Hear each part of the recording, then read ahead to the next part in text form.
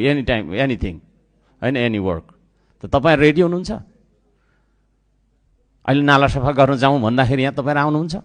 आउनुहुन्न। आज हरेक मान्छेलाई ठग्नु छ यो देशमा, मैले देखेको। त्यसो भएको कारणले गर्दाखेरि यो ठग्ने चलनको अन्त्य नगरिकन, हामी इमान्दार नबनिकन नीति तथा कार्यक्रमको ठुलो यहाँ बहस भइराखेको छ। पुरानाले बनाएको नीति राम्रो कि नयाँले बनाएको नीति राम्रो? नयाँहरू भन्नुहुन्छ हामीले चाहिँ यस्तो गऱ्यौँ उस्तो गऱ्यौँ भन्नुहुन्छ, पुरानाले हामीले गरेको कपी गर्नुभयो भन्नुहुन्छ।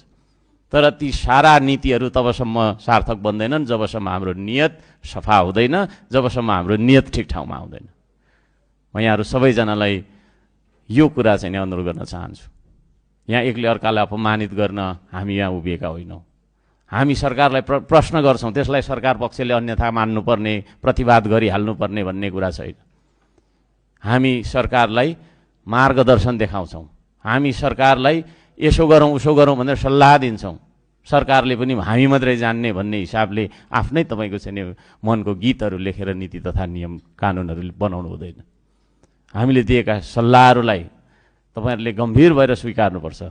मैले अघि भने हामी यहाँ बोल्छौँ, बोल्नु त बोल्छौँ, त्यसपछि सुनिन्छ कि सुनिँदैन, सुनिन्छ कि बुझिन्छ कि बुझिँदैन, बुझिसकेपछि स्वीकार गरिन्छ कि होइन, कारणसहित स्वीकार गर्नुपर्छ। फेरि त्यत्तिकै साथीले बोल्यो भन्ने हिसाबले स्वीकार्ने पनि होइन, र कारणसहित अस्वीकार पनि गर्नुपर्छ। यस्तो भएको कारणले स्वीकार गर्न सकिएन भन्नुपर्छ।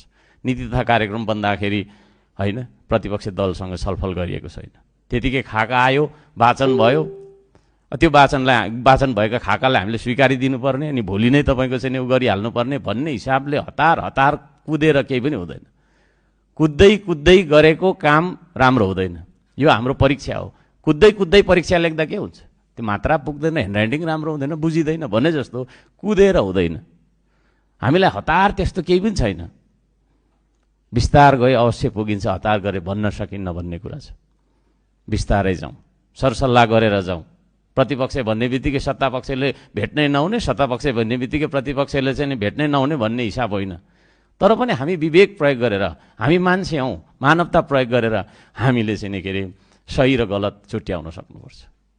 आज यो देशका नागरिक, गरिब नागरिकलाई सुकुम्बासीको नाममा, धनी पूर्जा र गरिब पूर्जा है, यसको नाममा चाहिँ तपाईँको चाहिँ एउटा वर्गीय विभेद देखाएर त्यो फोहोर ठाउँमा बस्ने, त्यसलाई खेदाइहाल्नुपर्छ भन्ने हिसाबले सरकारले जुन खालको चाहिँ नि होइन उचित व्यवस्थापनको नीति तय नगरिकन डोजर आतङ्क फैलाएको छ, यसको हामी तपाईँको चाहिँ विरोध गर्छौँ।